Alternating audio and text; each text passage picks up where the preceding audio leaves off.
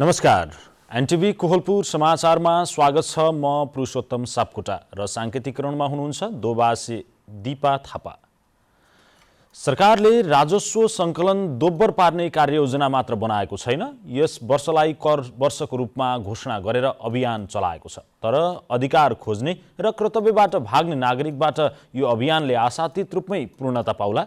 करलाई करकाप वा बाध्यात्मक नबनाई अपनत्व महसुस हुने अभियान बनाउन कर प्रणालीमा के सुधार गर्न जरुरी छैन?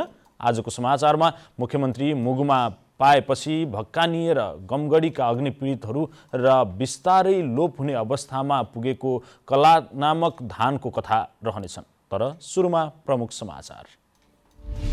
मुगुमा भएकाले आगलागीबाट 35 करोड बढीको धनमाल क्षति, 80 परिवार विस्थापित। मुख्यमन्त्री राहत लिएर घटनास्थल पुगेपछि पीडितहरू भक्कानिए। आजदेखि देशभर सप्ताहव्यापी रूपमा राष्ट्रिय कर दिवस मनाउन सुरु। सरकारले करको दायरा बढाएपछि करदाताको संख्या पनि उल्लेख्य वृद्धि। कपिलवस्तुमा झाडापखाला निर्मूल नभएपछि हैजा विरुद्धको खोप दिने सरकारको तयारी। प्रकोपले प्रभावित 5 स्थानीय तहमा अभियान सुरु गरिँदै। भारतको राजधानी दिल्लीको वायु प्रदूषण खतरनाक अवस्थामा, विद्यालय बन्द। सरकारी कार्यालयका आधा कर्मचारीलाई घरमै बसेर काम गर्न निर्देशन।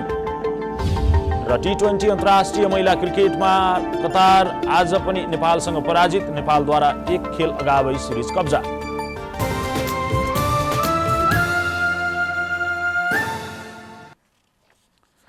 समाचार अब विस्तारमा। मुगुको गमगढीमा सोमबार राति भीषण आगलागी हुँदा 35 करोड 55 लाख बराबरको धनमाल क्षति हुनका साथै 80 परिवार विस्थापित भएका छन्। 21 परिवारको 21 करोड 25 लाख तथा होटेल, पसल र भाडामा बस्ने व्यक्ति सहितको 12 करोड 30 लाख गरी 35 करोड 55 लाख बराबरको सम्पत्ति पूर्ण रूपमा क्षति भएको जिल्ला प्रहरी कार्यालयका प्रहरी निरीक्षक चित्र भट्टराईले जानकारी दिनुभयो। साथै भाडामा बस्दै आएका 80 परिवार विस्थापित भएका छन्। निवेदनका आधारमा क्षतिको विवरण यकिन गरिएको प्रहरीको भनाइ छ। घटनापछि कर्णाली प्रदेशका मुख्यमन्त्री जीवन बहादुर शाहीको नेतृत्वमा भूमि तथा कृषि सहकारी मन्त्री चन्द्रबहादुर शाही सहित 7 सदस्यीय प्रदेश सरकारको टोलीले राहत सामग्री सहित गमगढीको आगलागी स्थान निरीक्षण गरेको छ।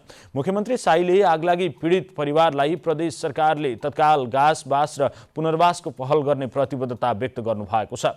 स्थानीय, प्रदेश र संघीय सरकारले पीडितले दुःख नपाउने मुख्यमन्त्री शाहीले बताउनु भएको छ। गृहमन्त्री बालकृष्ण खाँडले अब सभापति र प्रधानमन्त्री एउटै व्यक्ति हुनुपर्ने बताउनु भएको छ। रूपन्देहीमा आयोजित एक कार्यक्रमलाई सम्बोधन गर्दै खाँडले पार्टी सभापति एउटा र प्रधानमन्त्री अर्को हुँदा कांग्रेस सरकार लामो समय टिक्न नसकेको अनुभव सुनाउनु भयो। महाधिवेशनबाट सभापति र संघीय निर्वाचनपछि प्रधानमन्त्री पनि शेरबहादुर देउबा नै बन्ने उहाँको भनाइ छ। यसैबीच नेपाल सरकारका संस्कृति, पर्यटन तथा नागरिक उड्डयन मन्त्री प्रेमबहादुर आलेले डोटीका विभिन्न धार्मिक पर्यटकीय क्षेत्रमा पुगेर अवलोकन गर्नुभएको छ। जिल्लाको सबैभन्दा ठूलो तथा पवित्र धार्मिक तीर्थस्थल बाडी केदार, प्रसिद्ध शैलेश्वरी मन्दिर र पाकरीमा रहेको दुर्गा मन्दिरको समेत अवलोकन गर्नुभएको हो। कार्यक्रममा नेकपा एकीकृत समाजवादीका अध्यक्ष माधव कुमार नेपाल समेत सहभागी हुनुभएको थियो।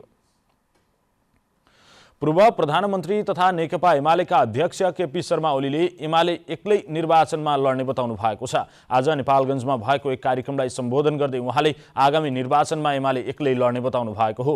उहाँले अन्य दलहरूलाई पनि एक्लै निर्वाचनमा आउन भन्नुभएको छ। उहाँले आफ्नो नेतृत्वको सरकारले विकासको लहर ल्याएर पहिचान बनाएको दाबी समेत गर्नुभयो। एमालेले गरेको विकासको जस अहिलेको सत्ता गठबन्धनले लिन खोजेको समेत उहाँको आरोप छ। कार्यक्रममा लुम्बिनी प्रदेश इन्चार्ज तथा लुम्बिनी प्रदेशका पूर्व मुख्यमन्त्री शंकर पोखरेल लगायतका नेताहरूले सरकारमा रहँदा गरेका कार्यहरू लिएर निर्वाचनमा जनता समक्ष जाने बताउनु भएको थियो। स्वैच्छिक कर सहभागितामा अभिवृद्धि, सुशासन, विकास र समृद्धि भन्ने नाराका साथ आजदेखि देशभर सप्ताहव्यापी रूपमा 10औं राष्ट्रिय कर दिवस मनाउन सुरु गरिएको छ।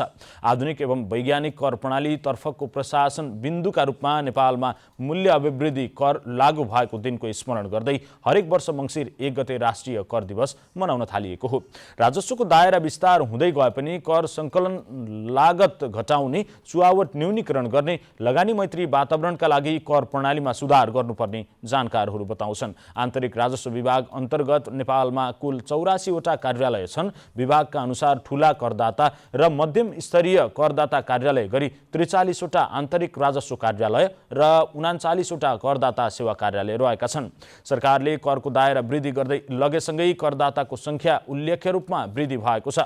नेपालमा हालसम्म व्यावसायिक र व्यक्तिगत स्थायी लेखा नम्बर लिने करदाताको संख्या 40 लाख नागेको आन्तरिक राजस्व विभागले जनाएको छ।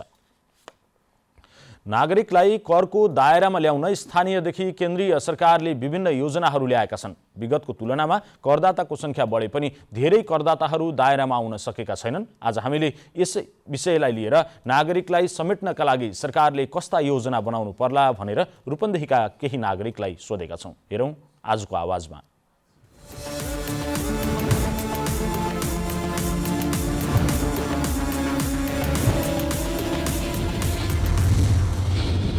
सरकारले पनि अहिले जसरी 2/3 विकास निर्माणको कामहरूदेखि लिएर हरेक सुविधाहरू 2/3 तीव्रता दिएर विकास निर्माणहरूलाई अगाडि बढाएको छ।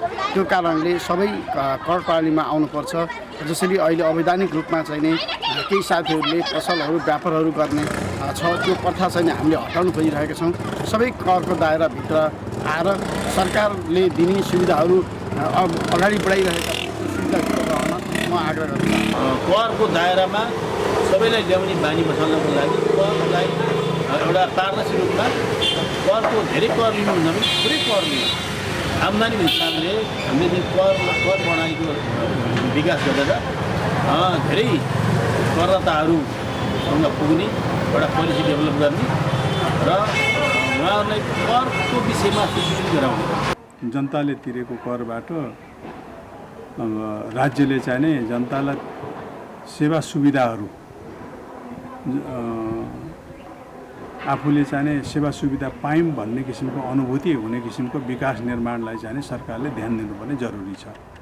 नेपालका सम्पूर्ण व्यापारीहरूलाई करको दायरामा लिएर आउनको लागि सबभन्दा पहिला उहाँले तिरेको करकोबाट व्यापारीहरूको सुरक्षा हुन्छ, उहाँहरूको चाहिँ सबै कुराको ग्यारेन्टी हुन्छ भन्ने कुरा प्रत्याभूति राज्यले दिइसकेपछि आम ट्याक्स पेबल भन्ने खालको चाहिँ उहाँहरूको धारणालाई चाहिँ अगाडि लिएर आउनु सकिन्छ।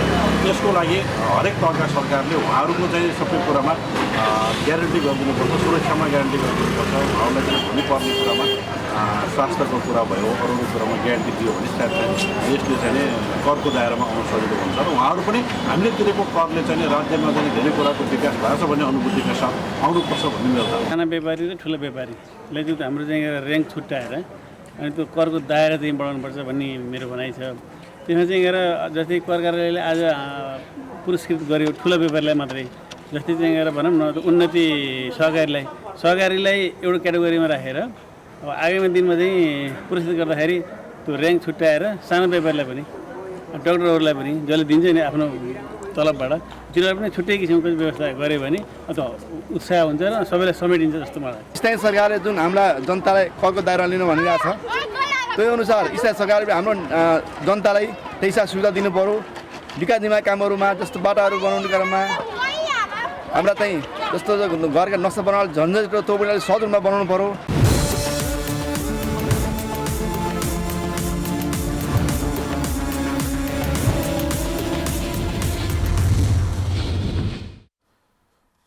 समाचारको क्रम जारी नै छ। अहिलेलाई एकैछिनको विश्राम।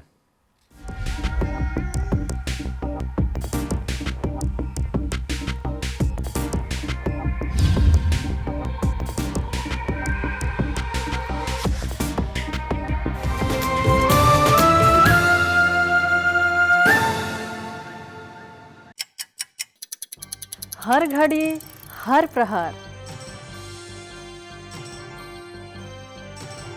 प्रत्येक गाउँ प्रत्येक सहर, के निकट के विकट, हरेक स्थितिमा हरेक परिस्थितिमा नीति विधि र प्रतिनिधिका कुरा, प्रकृति संस्कृति र प्रविधिका कुरा, हाम्रो समाचार, तथ्य सूचना, निष्पक्ष विचार, हाम्रो अभिभारा, तपाईको सूचनाको अधिकार।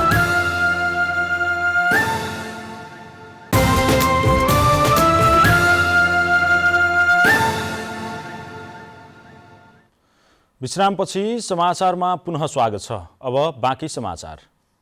दाङ जिल्ला धार्मिक पर्यटनको उपयुक्त गन्तव्य बन्न थालेको छ। जिल्लाको विभिन्न स्थानमा रहेका मठ मन्दिर र त्यस आसपासको क्षेत्रलाई पर्यटन क्षेत्रसँग जोडेर पूर्वाधार तयार भएपछि आन्तरिक पर्यटकको संख्या बढेको छ। घोराइपो महानगरपालिका वडा नम्बर 5 धारपानीमा विश्वको अग्लो त्रिशूल स्थापना भएपछि अवलोकनका लागि पुग्ने भक्तजनको घुइँचो लाग्ने गरेको छ।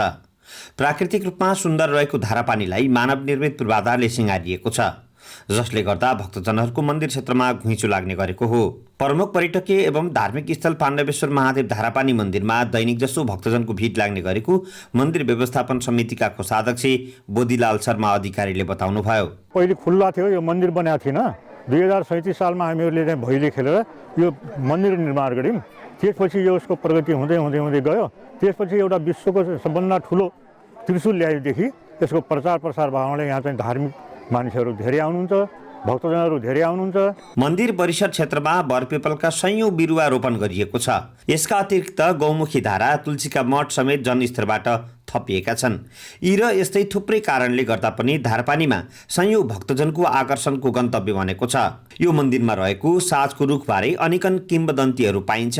रुख जतिसुकै काट्न प्रयास गरिए पनि नकाटिएपछि त्यही मन्दिर निर्माण गरेर पूजा अर्चना सुरु गरिएको धार्मिक विश्वास रहेको छ। यो कुरा आजभन्दा करिब 200 वर्ष पहिलेको रहेको बताइन्छ।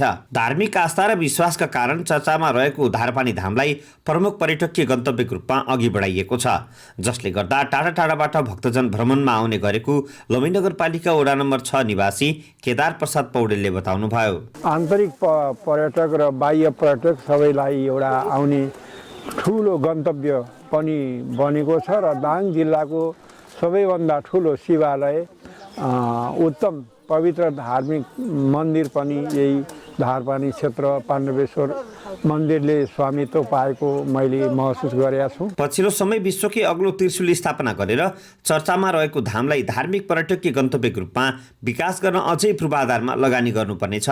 धारपानी धामको मात्रै नभएर जिल्लाभित्र रहेका अन्य धार्मिक पर्यटकीय गन्तव्यको विकास गर्नका लागि योजना र बजेट दुवै आवश्यक पर्छ।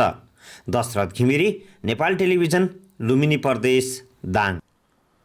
कपिलवस्तुका 5 स्थानीय तहमा हैजा विरुद्धको खोप दिइने भएको छ। 1 महिनादेखि कृष्णनगरमा फैलिएको झाडापखाला पूर्ण रूपमा नियन्त्रणमा आउन नसकेपछि हैजा विरुद्धको खोप दिने तयारी गरिएको हो। संक्रमण फैलिने जोखिम कायमै रहेपछि सरकारले खोपको पहल गरेको हो। यशोधरा गाउँपालिकामा मङ्सिर 5 गतेबाट खोप अभियान सुरु गरिनेछ भने कृष्णनगर, शिवराज र महाराजगञ्जमा मङ्सिर 7 गतेबाट खोप दिइने प्रमुख जिल्ला अधिकारी चक्रपाणी पाण्डेले बताउनुभयो। प्रमुख जिल्ला अधिकारी पाण्डेले 5 स्थानीय तहका 1 वर्षमाथिका 2,52,363 नागरिकलाई खोप दिइने तयारी भएको जानकारी दिनुभयो। अझै पनि दैनिक 2-4 जना बिरामी आइरहेको शिवराज अस्पतालका डाक्टर मुकेश चौधरीको भनाइ छ। मिठो बास्ना र स्वादिलो चामल हुने काला नामक धान लोप हुने अवस्थामा पुगेको छ। नेपालको तराईका केही जिल्लामा मात्र पाइने छुट्टै पहिचान बोकेको काला नामक धानको उत्पादन कपिलवस्तुमा कम हुँदै आएको छ। कुल 83,000 हेक्टर खेती योग्य जमिन मध्ये 72,000 हेक्टरमा धान खेती भइरहेको छ, जसमा पछिल्ला वर्षहरूमा मात्रै 5,000 हेक्टरमा काला नमक धान लगाइने गरिएको थियो। तर अहिले भने 350 हेक्टरमा मात्र यसको खेती गरिएको कृषि ज्ञान केन्द्र कपिलवस्तुले जनाएको छ। स्थानीय जातको बहुमूल्य चामल मानिने काला नमकको मूल्य बजारमा अन्य चामल भन्दा दोब्बर महँगो छ। ठूला बडा तथा जमिदारहरूको प्रमुख रोजाई तथा पाहुनाहरूको स्वागतको राम्रो परिकारका रूपमा लिने भएकाले बजारमा यसको माग अत्याधिक छ। तर कम उत्पादन, रोग तथा किराको प्रकोप तथा ढिलो तयार हुने हुँदा यसको खेती कमैले गर्ने गरेका छन्। कम खर्चमा बढ़ी उत्पादन हुने हाइब्रिड धान खेती प्रति कृषकहरूको बढ्दो आकर्षणका कारण समेत काला नमक धान विस्थापित हुँदै गएको छ। सिंचाईको व्यवस्था भएको खेतमा मात्रै लाउन सक्ने, धान फल्न बढ़ी समय लाग्ने, कम उत्पादन हुने लगायतका समस्याले गर्दा अहिले कृषकहरूले यो धान लाउन छाडेको कृषि ज्ञान केन्द्रको भनाइ छ।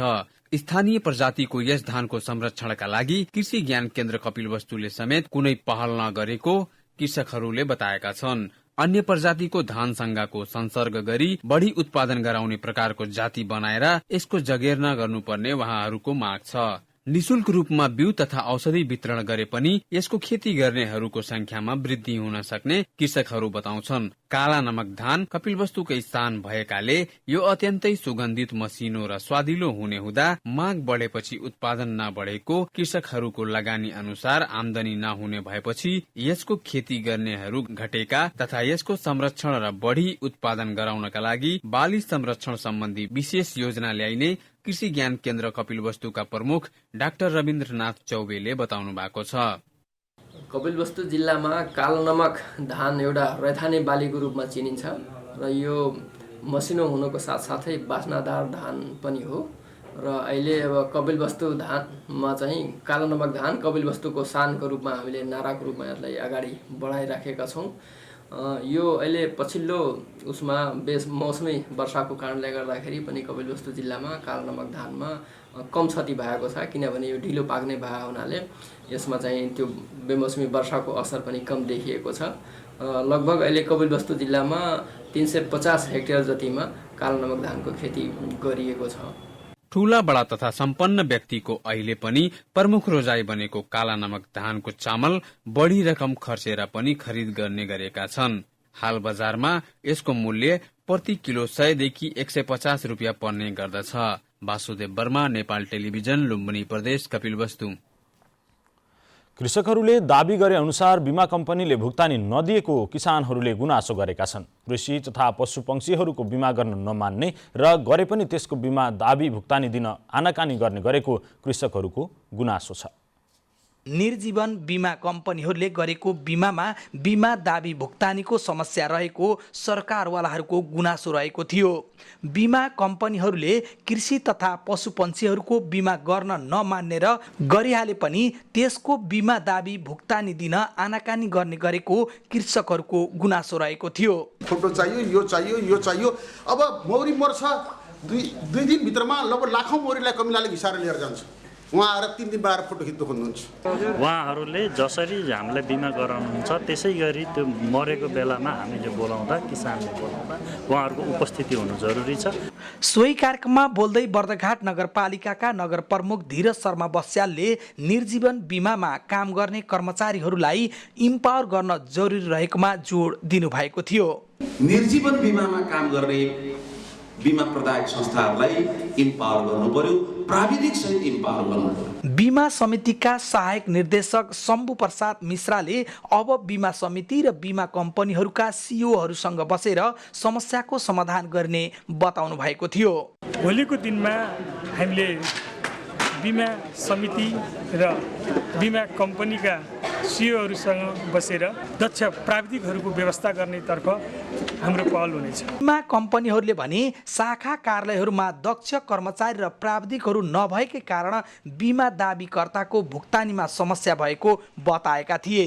मेन समस्या हाम्रो कृषि तथा पशु बीमामा मेन समस्या भनेको प्राविधिक समस्या रहेछ। नेपाल राज्यभित्र बीमा व्यवसायलाई व्यवस्थित, विकसित, नियमित र नियन्त्रित गर्नका लागि स्थापना भएको बीमा समितिले आफ्नो उद्देश्य अनुरूपको कार्य गर्न नसक्दा बीमा कम्पनीहरूले बीमा दाबी भुक्तानी दिन आनाकानी गर्ने गरेको सहभागी सरकारवालाहरूले बताएका थिए। कुष्माकर ढकाल, लुम्बिनी प्रदेश, पश्चिम नवलपरासी।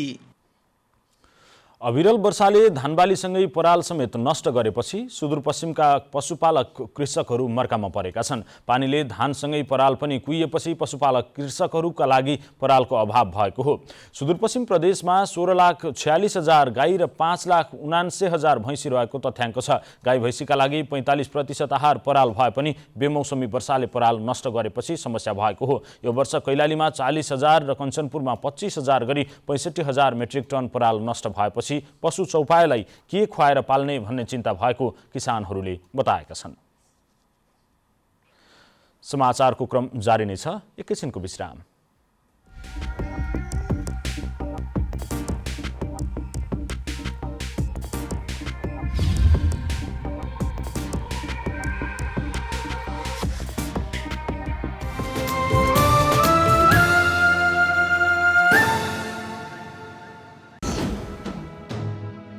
समावेशी आवाज, समावेशी चरित्र,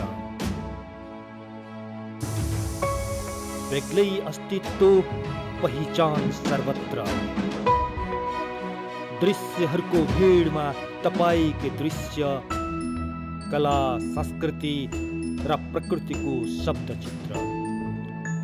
अनुहारहरूको भिडमा तपाईकै अनुहार, अनेक नेपालीको एक अनुहार।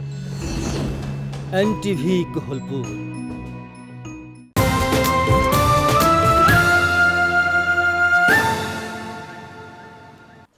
तपाईँ एनटिभी कोहलपुर हेर्दै हुनुहुन्छ। अब बाँकी समाचार। बाजुराको खप्तड छेडेदह गाउँपालिकामा 7 वर्ष पहिले सुरु गरेको स्वास्थ्य चौकीको निर्माण अझै सकिएको छैन। 2072 साल मङ्सिरमा 2 वर्षमा निर्माण सक्ने गरी सम्झौता भएको योजना 7 वर्ष बितिसक्दा पनि नसकिएको हो। 1,69,16,000 रुपियाँमा धनगढीको एक निर्माण कम्पनीले सम्झौता गरेको थियो। निर्माण कम्पनीको लापरवाहीले अहिलेसम्म पनि काम सकिएको छैन। भवन निर्माण सङ्घीय सरकार अन्तर्गत सघन शहरी तथा भवन निर्माण आयोजना राजपुर डोटीबाट भएको हो। कार्यालयले 3 पटक म्याद थप गर्दा पनि काम नभएपछि आगामी चैतसम्मका लागि सक्ने गरी अन्तिम पटक म्याद दिएको छ। पछिल्लो 24 घण्टामा 1 लाख जनाभन्दा धेरैले कोरोना भाइरस विरुद्धको खोप लगाएका छन्। 24 घण्टामा 1,01,761 जनाले खोप लगाएका स्वास्थ्य तथा जनसङ्ख्या मन्त्रालयले जनाएको छ। यो सँगै नेपालमा अहिलेसम्म 76,75,879 जनाले पूर्ण मात्रा र 89,61,871 जनाले कम्तीमा 1 मात्रा खोप लगाएका छन्। समग्रमा नेपालमा 1,66,37,000 मात्राभन्दा धेरै खोप लगाइएको छ। आज थप 412 जनामा कोरोना संक्रमण पुष्टि भएको छ। थप 202 जना निको भएका छन् भने 1 जनाको मृत्यु भएको छ। अब अन्तर्राष्ट्रिय समाचार।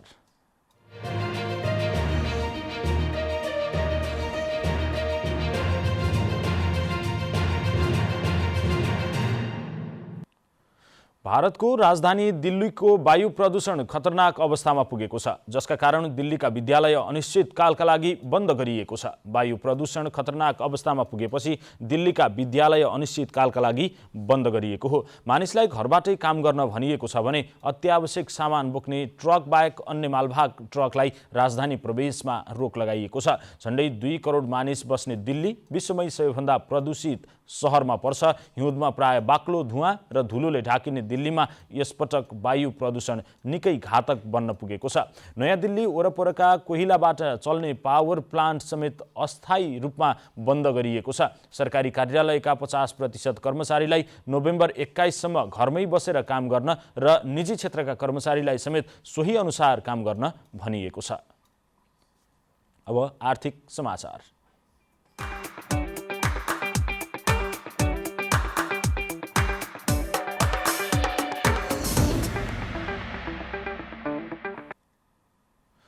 शेयर बजार परिसूचक नेप्से आज पनि बढेको छ। नेप्से आज 16.95 अङ्कले बढेर 2801.52 बिन्दुमा पुगेको छ। आज बैंक, व्यापार, होटल, जलविद्युत, फाइनान्स, माइक्रो फाइनान्स र अन्य समूहको शेयर बढेको छ। विकास बैंक, बिमा, उत्पादन, लगानी र म्युचुअल फन्ड समूहको शेयर भने ओह्रालो लागेको छ। आज 224 कम्पनीका 1 करोड 19 लाख किता शेयर 7 अर्ब 37 करोड रुपियाँमा कारोबार भएका छन्। सबैभन्दा धेरै नेपाल टेलिकमको 58 करोड 68 लाख रुपियाँको शेयर किनबेच भएको छ। अब खेलकुद समाचार।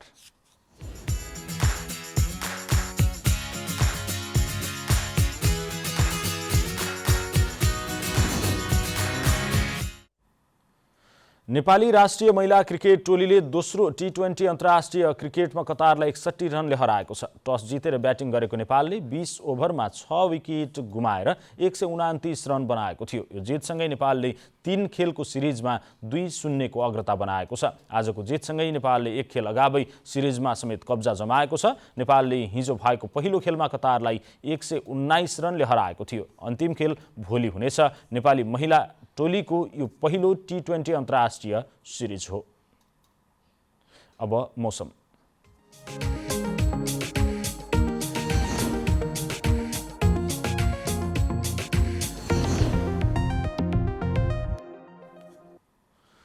आज प्रदेश 1, बागमती प्रदेश र गण्डकी प्रदेशका भूभागमा आंशिक बदली रही बाँकी भूभागमा मौसम सामान्यतया सफा रह्यो। यस्तै आज राति पनि देशको पहाडी भूभागमा आंशिक बदली रही बाँकी भूभागको मौसम सामान्यतया सफा रहनेछ। अब मौसम सम्बन्धी थप विवरण।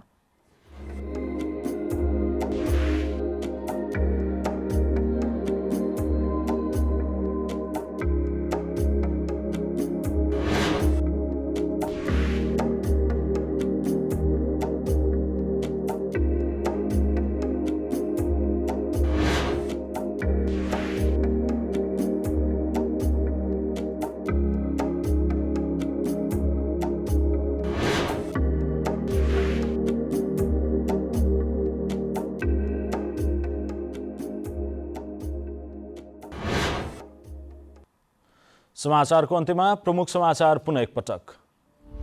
मुगुमा आगलागीबाट 35 करोड बढीको धनमाल क्षति, 80 परिवार विस्थापित। मुख्यमन्त्री राहत लिएर घटनास्थल पुगेपछि पीडितहरू भक्कानिए। आजदेखि देशभर सप्ताहव्यापी रूपमा राष्ट्रिय कर दिवस मनाउन सुरु। सरकारले करको दायरा बढाएपछि करदाताको संख्या पनि उल्लेख्य वृद्धि। कपिलवस्तुमा झाडापखाला निर्मूल नभएपछि हैजा विरुद्धको खोप दिने सरकारको तयारी। प्रकोपले प्रभावित 5 स्थानीय तहमा अभियान सुरु गरिँदै। भारतको राजधानी दिल्लीको वायु प्रदूषण खतरनाक अवस्थामा, विद्यालय बन्द। सरकारी कार्यालयलाई आधा कर्मचारीलाई घरमै बसेर काम गर्न निर्देशन। र T20 अन्तर्राष्ट्रिय महिला क्रिकेटमा आज कतार नेपालसँग पराजित। नेपालद्वारा 1 खेल अगावै सिरिज कब्जा।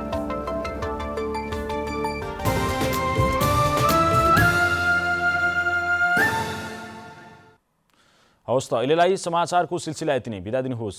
नमस्कार।